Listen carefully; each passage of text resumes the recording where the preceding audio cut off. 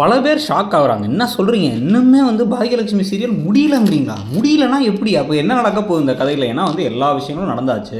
கோபி நடுத்தெருவுக்கு வந்தாச்சு. கோபி வந்து அவர் செய்த பாவங்களுக்கான தண்டனைகளை கொஞ்சம் கொஞ்சமாக அனுபவிக்க ஆரம்பிச்சிட்டாரு. இதுக்கப்புறம் இதுக்கு கதையை எதை வச்சு எந்த பக்கமாக கொண்டு போக போகிறாங்க, என்ன தான் இருக்க போகுது விஷயம் அப்படின்னு சொல்லி பார்த்துட்டு இருந்தால், ரொம்ப நாள் கழிச்சு இந்த பிக் பாஸ் வீட்டுக்குள்ளார பழனிசாமி போனதுக்கப்புறம் அவர் துபாய் போயிருக்காருன்னு சொல்லி முன்னாடியே எடுத்த வீடியோக்கெல்லாம் போட்டுட்டு இருந்தாங்கல்ல, அதுக்கு பிறகு இப்போ தான் முதல் தடவையாக வந்து சரி அவரை பற்றி பேசுவோம் அப்படின்ட்டு, இல்லை அவர் வந்து உண்மையாக வந்து காதலிச்சார், கிட்டத்தட்ட வந்துட்டு கல்யாணம் பண்ணிக்கலாம் நினச்சாரு அப்படிங்கிற மாதிரி விஷயங்கள்லாம் பேசுகிற மாதிரி வச்சாங்க. ஸோ அப்போ அவர் ஒரு வேளை திருப்பி வரப்போகிறாரா, அந்த ஒரு கதாபாத்திரத்துக்கு திருப்பி உயிர் கொடுத்து கூட்டு வந்து பாக்கியாவுடைய மறுமணத்தை வச்சு தான் அடுத்து இதுக்கப்புறம் இந்த கதை போதா அப்படிங்கிற ஒரு கேள்வி வருது.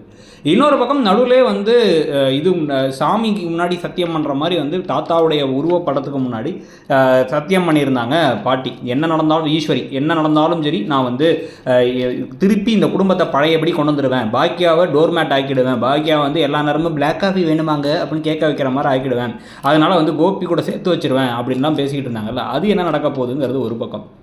ஸோ இப்போ அப்படியே கொஞ்சம் கொஞ்சமாக ராதிகாங்கிற கதாபாத்திரத்தை வெளியே அனுப்பிட்டு முன்னாடி மாண்டேஜ்லேயே வந்து பார்த்திங்க அப்படின்னா வந்து ராதிகா, பாக்கியா, அதுக்கப்புறம் வந்து கோபி, இந்த 3 பேர் இருக்கிறதா பாகியலட்சுமின்னு பேர் போடும்போது நமக்கு வரும்ல மஞ்சள் பேக்ரவுண்டில், ஸோ கோல்டன் கலர் பேக்ரவுண்டில். அதுக்கு பதிலாக இப்போ வந்து பழனிசாமி இன்ட்ரடியூஸ் பண்ணி இவங்க 3 பேரை வச்சு கதை போப்போதா. ஏன்னா எழில வந்து இப்போ அப்படியே கம்ப்ளீட்டாக டம்மி ஆக்கிட்டாங்க. அப்போ இதை வச்சு கதை போப்போதாங்கிறத பொறுத்து இருந்து பார்க்கணும்.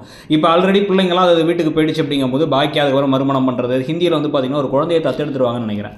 இன்னொரு குழந்தைய கை குழந்தை மாதிரி 5 வயசு குழந்தையை தத்தெடுத்து அந்த கதையெல்லாம் போகுமா, அந்த மாதிரி வந்து இங்கேயும் நடக்க போகுதா அப்படிங்கிறத பொறுத்து இருந்து பார்க்கணும்.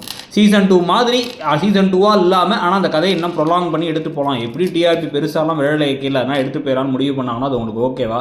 இந்த கதை போகிற போக்கில் இதில் இனியாவுடைய காதல் கதை வேறு இருக்குது. அந்த காதல் கதையை பற்றி இப்போ நடக்கிற விஷயங்கள்லாம் பற்றி உங்களுடைய கருத்து என்னங்கிறத சொல்லுங்கள். அந்த சீரியல் அதுக்கப்புறம் போகலாம் அப்படின்னா என்ன மாதிரி விஷயங்கள் நடந்தால் நல்லா இருக்குங்கிறதுல உங்களுக்கு இருக்க ஒப்பீனியனையும் சொல்லிட்டு அப்படியே மறக்காமல் இடம்பொருள் சேனலை சப்ஸ்கிரைப் பண்ணி பக்கத்தில் இருக்க பெல் ஐக்கானையும் கிளிக் பண்ணிக்கோங்க. அப்போ தான் நம்ம வீடியோஸோட நோட்டிஃபிகேஷன் உங்களுக்கு வரும்.